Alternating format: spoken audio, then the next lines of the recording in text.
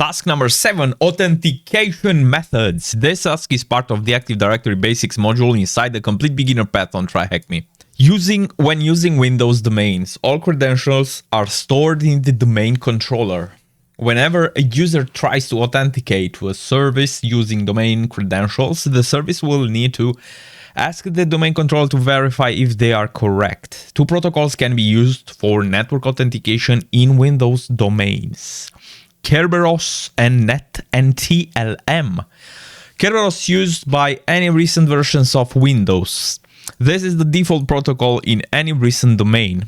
NetNTLM legacy authentication protocol kept for compatibility purposes.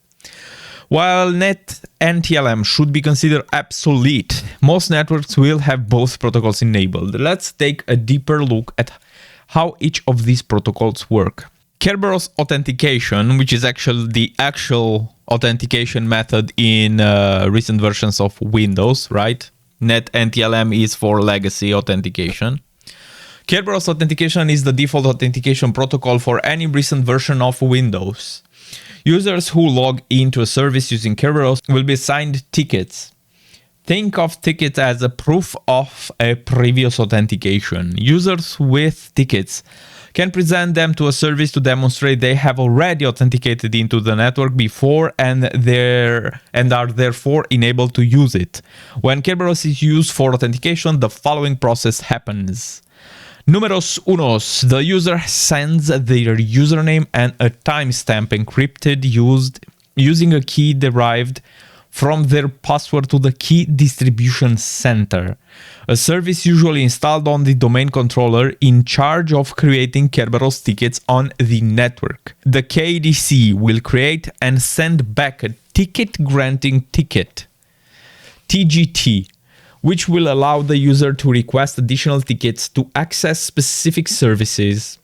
The need for a ticket to get more tickets may sound a bit weird, but it allows users to request service tickets without passing their credentials every time they want to connect to a service. Along with the TGT, a session key is given to the user, which they will need to generate the following requests.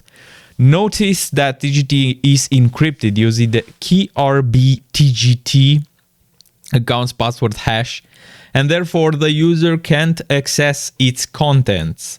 It is essential to know that the encrypted TGT includes a copy of the session key as part of its contents, and the KDC has no need to store the session key as it can recover a copy of decrypting the TGT if needed, right? And here we see a client which has a user hash, right? A key. With the request of a TGT, the username and a timestamp will go to the domain controller KDC. And here we see the KRB TGT hash and the user hash. We see the user hash over here.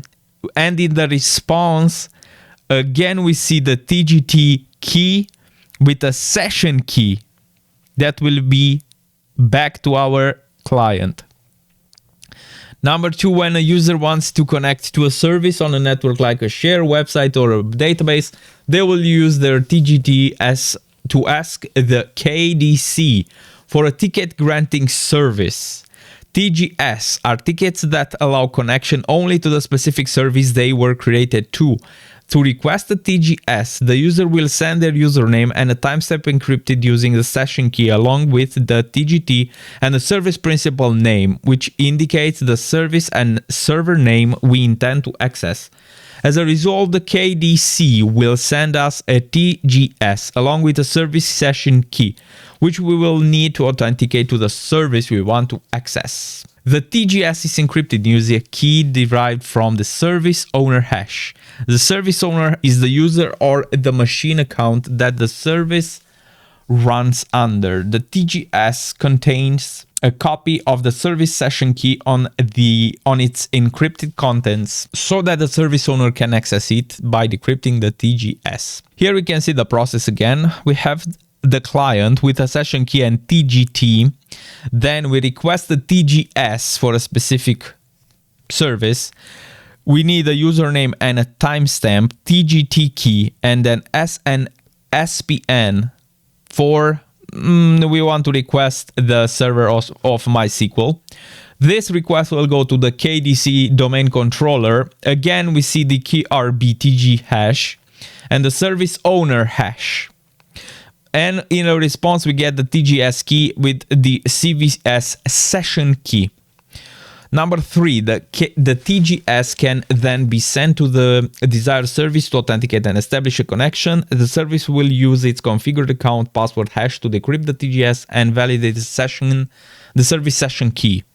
We see the client, we see the SVC session key, TGS key. We authenticate to the service with validation of the username and the TGS key. We in the authentication to that service, which is the server of MySQL, we have the username, timestamp, and the TGS key.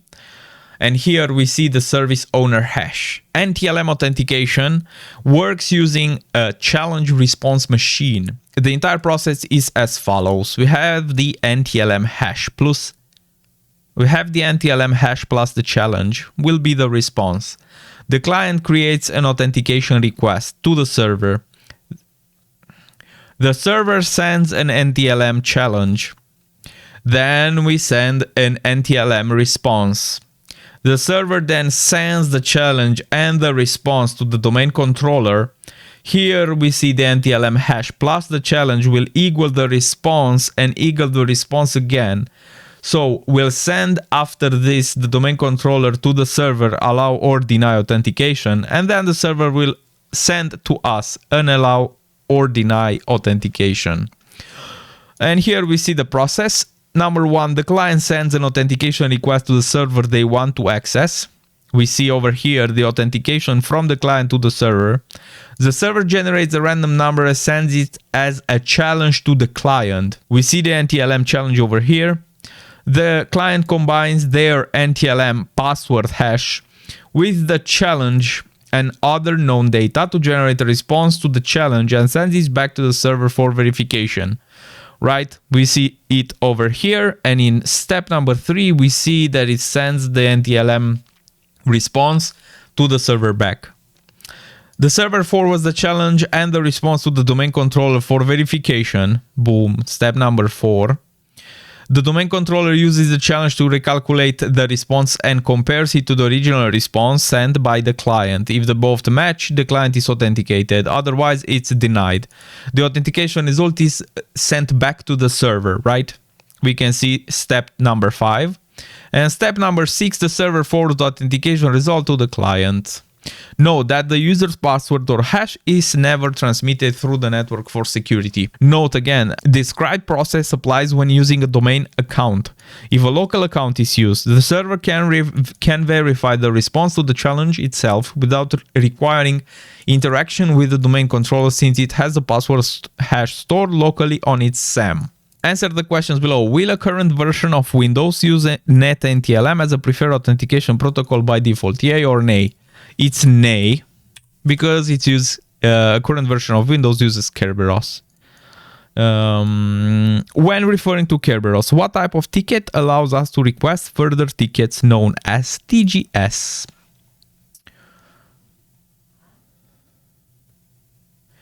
Ticket granting ticket. When using NetNTLM, is a user's password transmitted over the network at any point? It's nay. It is locally. It's a local action. Awesome.